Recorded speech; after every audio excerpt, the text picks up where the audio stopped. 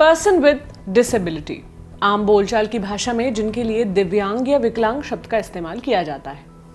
रोजमर्रा की जिंदगी में इनको काफी मुश्किलों का सामना करना पड़ता है। अगर हालिया समय की बात करें जहां वैक्सीन की कमी को लेकर लोग परेशान हैं, तो ऐसे में आप सोचिए कि एक दृष्टिबाधित व्यक्ति या ऐसा व्यक्ति जो चलने में सक्षम न हो, उसे कितनी ज्यादा मुश्किल का सामना करना पड़ रहा होगा। अद्विक को ब्लड कैंसर है। उसके माँ बाप उसके इलाज कराने में असमर्थ हैं। इन्हें आपकी एक छोटी सी मदद की जरूरत है। डिस्क्रिप्शन में दिए हुए लिंक पर जाएं और अद्विक की उम्मीद बने।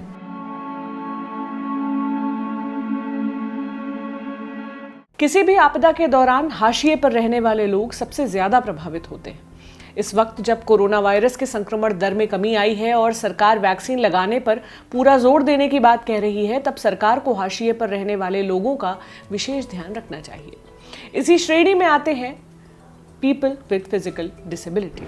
ललन टॉप के एक दर्शक नीलेश केसरी ने हमें एक मेल के जरिए वैक्सीन प्रक्रिया में पीडब्ल्यूडी लोगों को आ रही दिक्कतें बयान की।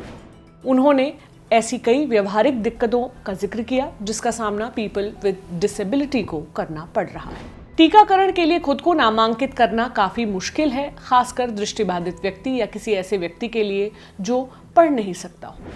टीकाकरण केंद्र तक पहुंचना एक दूसरी बड़ी चुनौती है। एक ऐसे भरोसेमंद व्यक्ति को ढूंढना जो उनके साथ जा सके और पूरी प्रक्रिया के दौरान मदद कर सके। वैक्सीन केंद्र पर बुनियादी चीजों की उपलब्धता, जैसे कि व्हीलचेयर के लिए रैंप, दृष्टिबाधित लोगों के लिए स्पर्श पथ, शौचालय के खास प्रावधान आदि।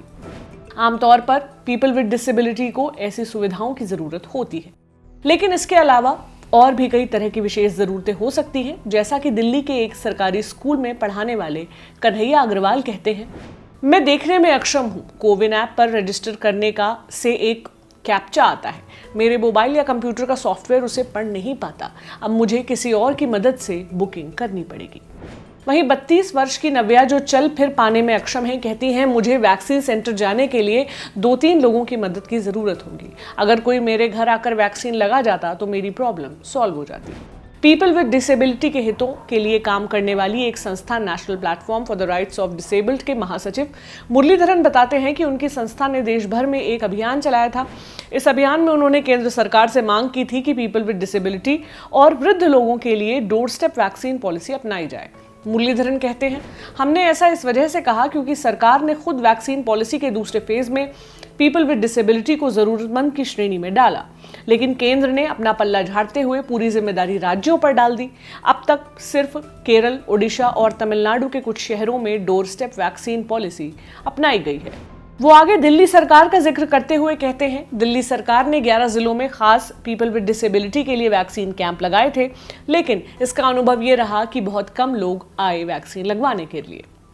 मुरलीधरन के मुताबिक डोर स्टेप वैक्सीनेशन में जरूर कुछ मुश्किलें हो सकती हैं, लेकिन रास्ता सिर्फ और सिर्फ वही एक है, क्योंकि उनके मुताबिक पीपल विद डिसेबिलिटी के अलग अलग कैटेगरी के लोगों की जरूरतें अलग अलग हैं। ऐसे में सबकी सहूलियत सुनिश्चित कर पाने में काफी संसाधनों की जरूरत होगी। सरकार के पास सारे लोगों का डेटा है, अगर सरकार चाहे तो वो आराम से कर सकती है। हमारे दर्शक नीलेश ने पीपल विद डिसेबिलिटी की मदद करने के लिए कुछ सुझाव भी दिए हैं।